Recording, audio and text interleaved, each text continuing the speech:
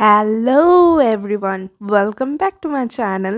So আজকে 26 December but কালকেরই কিছুটা recipe নিয়ে আজকের যে রেসিপিটার টাইটেল দেখে বুঝতে পেরে গেছো যে কি বানাতে চলেছি।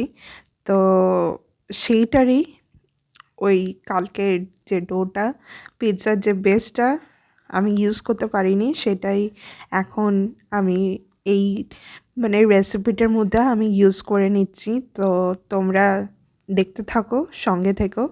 এই যে ডোটা প্রথমে মাখিয়ে নিলাম ইস্টের যে গরম জলটা, সেই ওয়ার্ম ওয়াটার দিয়ে, তারপরে একটুখানি বিট নুন নিয়ে নিলাম, তারপরে বাটার নিয়ে নিলাম। যারা কালকের ব্লগটা প্রপারলি দেখোনি তাদের জন্য আরেকবার বলে দিচ্ছি যে ডোটা কী কী দিয়ে ইনগ্রিডিয়েন্টস দিয়ে আমি মেক করেছি।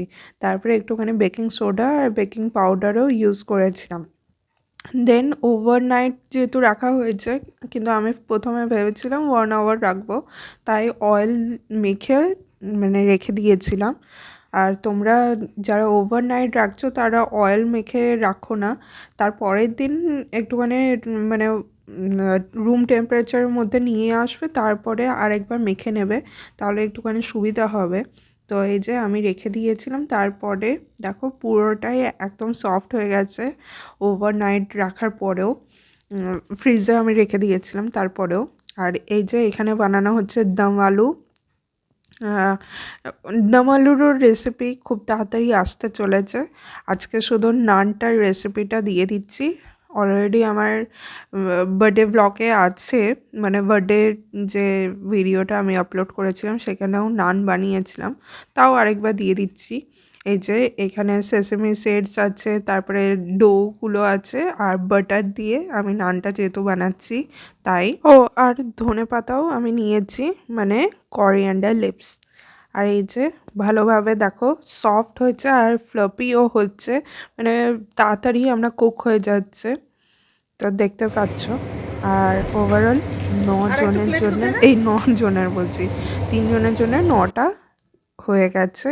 আর এই যে সার্ভ করে দিল গরম গরম দম আলু আর বাটার নান। হুম, লাজবাব। এবার তোমাদেরকে অনেস্ট রিভিউটাও দেব, দাঁড়াও। একটুখানি গরম আছে তো, তাই একটুখানি ওয়েট করে যাই। আমি গরম গরম জিনিস ছিঁড়তে একদম খুবই কষ্ট হয়। আর এই যে মা বাপিকে দিয়ে দিল, খুব খুশি, এরপরে মাও খাবে।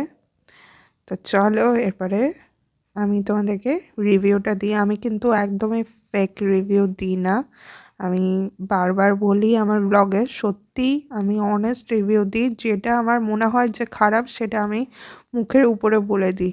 এরপরে কালকে আরেকটা ভিডিও আসতে চলেছে, তার মধ্যে আমার সঙ্গে যেটা হয়েছে সেই অনেস্ট রিভিউই আমি দেবো, অনেস্ট ভিডিওই আমি দেবো।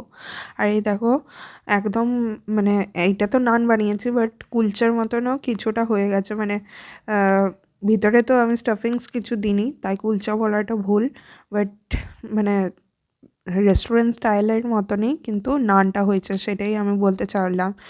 ব্রেড যেমন হয়, তোমরা হোমমেড ব্রেডও এই ইস্ট দিয়ে বানাতে পারো, বাট ওটার জায়গায় তোমরা আমি যেহেতু ময়দা নিয়েছি, তোমরা আটার করতে পারো যারা হেলথ কনসিয়াস তারা। আর সত্যি দারুণ হয়েছে, এ দেখো। আর তোমরা প্লিজ সাপোর্ট করো, অ্যান্ড বাই বাই।